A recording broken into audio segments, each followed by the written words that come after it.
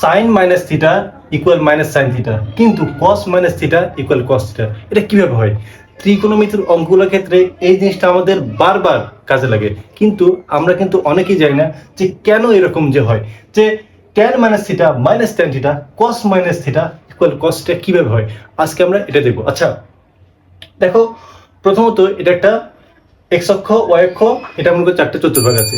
চারটে চতুর্ভাগের মধ্যে আমরা প্রথম এবং চতুর্থ এই দুটা চতুর্ভাগ নিয়ে আমরা কাজ করব। দেখো প্রথমত মনে করো এই প্রথম চতুর্ভাগে পি একটা বিন্দু, যে বিন্দুর স্থানাঙ্ক এক্স হয়, তাই না? তাহলে আমার এইটুক কি এক্স আর এইটুক কি ওয়াই, তাই না? এই বিন্দুর স্থানাঙ্ক কত? X minus Y.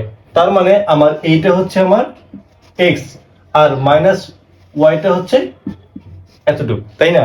তো আমার ভূমি এক্স, অতিভুজ ভূমি এক্স, লম্বটা হচ্ছে ওয়াই। তাহলে অতিভুজটা কি? অতিভুজটা কি? R equal root over X square plus Y square না?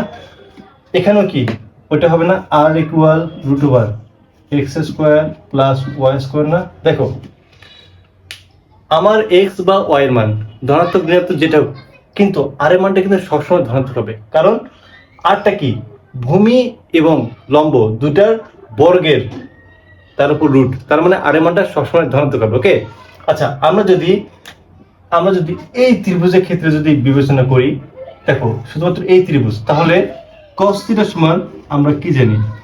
cos থিটা সমান হচ্ছে ভূমি বাই অতিভুজ, তাই না? আমার ভূমি কত? x, অতিভুজ কত? অতিভুজ হচ্ছে আমার আর। বুঝতে পারছো? এটা কিন্তু এই যে আমার হচ্ছে এই থিটার ক্ষেত্রে, এই থিটার ক্ষেত্রে, বুঝতে পারছো?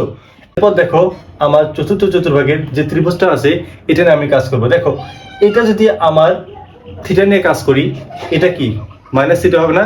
কারণ ঘড়ি কাটার দিকে যদি আমার ঘড়ি কাটার বিপরীত দিকে যদি আমি এটাকে ধনাত্মক বিবেচনা করি, এটা কি ঋণাত্মক না? তাহলে cos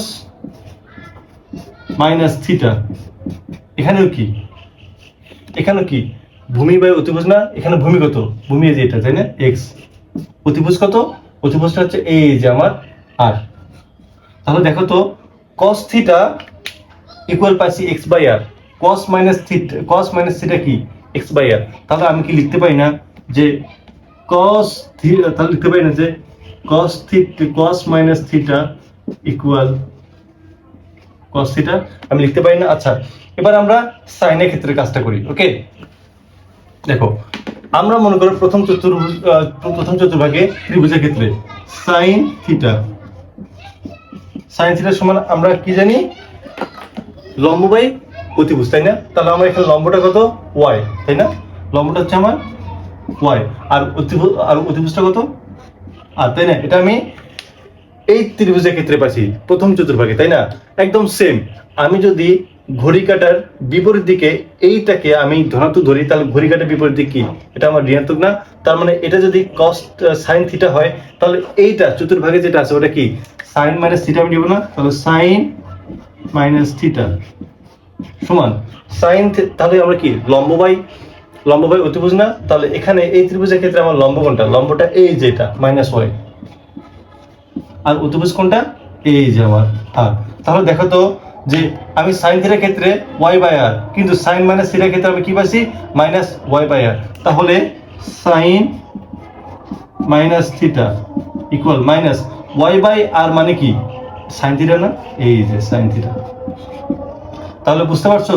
এইভাবে আমরা যে কোনো tan, cot, sec, তারপর কোসেক যে কোনো মান নিয়ে আমরা কাজ করি না কেন, যে কোনো অপারেটর নিয়ে আমরা দেখাই না কেন, cos minus theta cos theta আর sec minus theta sec theta, কারণ cos এর উল্টা sec। বাকি সবগুলোর ক্ষেত্রে আমার মান ঋণাত্মক আসবে, যেমন tan minus theta minus tan theta, cot minus theta minus cot theta. বুঝতে পারছো যে কত সহজেই আমরা প্রমাণ করতে পারলাম যে sin minus theta equal minus sin theta, cos minus theta equal cos theta. বুঝতে পারছো? অঙ্ক আসলে মজা। ঠিক আছে, আজান দিচ্ছে, তোমরা ভালো থেকো, সুস্থ থেকো, আবারও দেখা হবে নতুন কোনো এপিসোডে। আল্লাহ হাফেজ।